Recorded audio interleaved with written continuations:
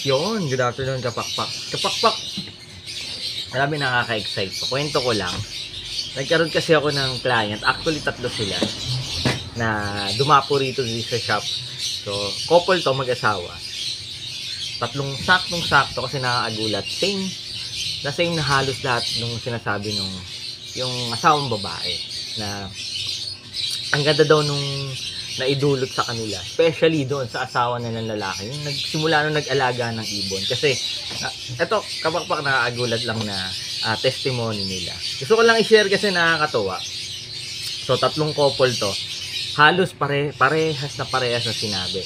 Number one, yung isang couple, sinabi ng babae na simula doon nung nag-alaga yung lalaki, yung asawa nila is unti-unti natanggal daw yung bisyo, yung pagyoyosi, yung pag-iinom ng pag-iinom ng alak.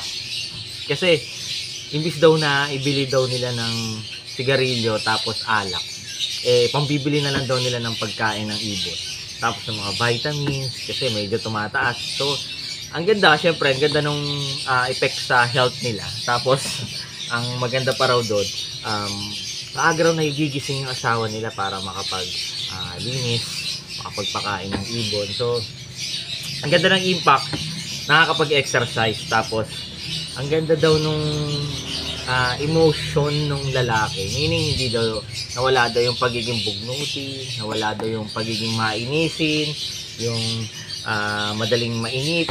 Ang ganda raw ng slow diet. Syempre nawala yung naging healthy, nawala yung bisyo, laging maaga daw natutulog. So yun yung isa sa mga na-share nung couple na babae.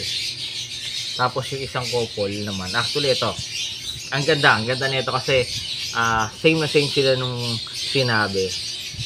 Itong tatlong couple na to, especially yung babae, na yung asawa nilang lalaki na dati daw, yung hindi pa nag-iibon, kung ano-ano daw yung nakikita sa cellphone, kung ano-ano daw na picture ng babae, kung ano-ano site daw yung nakikita. So, na may mga porn pa daw. Pero nung simula daw nung nag-ibon sila, yung asawa nilang lalaki, kung imbis daw na yun daw yung nakikita nila, kung ano-anong picture, yung nakita nila is mga picture daw ng mga ibon, yung mga vlogger daw na nag-iibon. So nakakatuwa yung ganong revelation. So meaning yung epekto sa kanila na nagiging maganda sa mga asawa nilang lalaki. Imagine mo, sabi ng isang babae na sabdan, kasi medyo nagsaset, sabi niya, muntik pa mag-series kasi ikaw na raw pinapanood ka na gabi-gabi. Diba? So nakakatuwa, nakaka-overwhelm na siyempre iba-ibang vlogger din naman yung pinapanood. Pero siyempre, imbis na iba-iba kung ano-ano yung nakikita nilang picture, yung ibon yung nakikita nila. So ang ganda pala ng epekto ng pag-aalaga ng ibon. Sa kanila to hindi natin alam sa iba.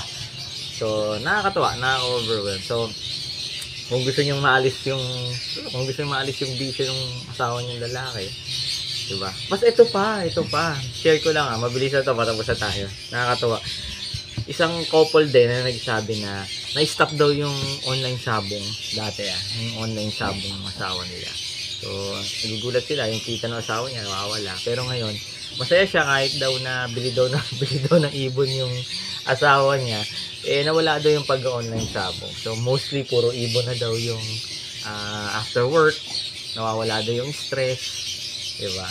So, excited silang umuwi. Di ba nakakatuwa? Dati yung asawa mong lalaki na late na umuwi. Ngayon daw, maaga umuwi kasi magpapakain pa rin ng ibon, magkakape. Diba? Every morning daw, nagkakape sila.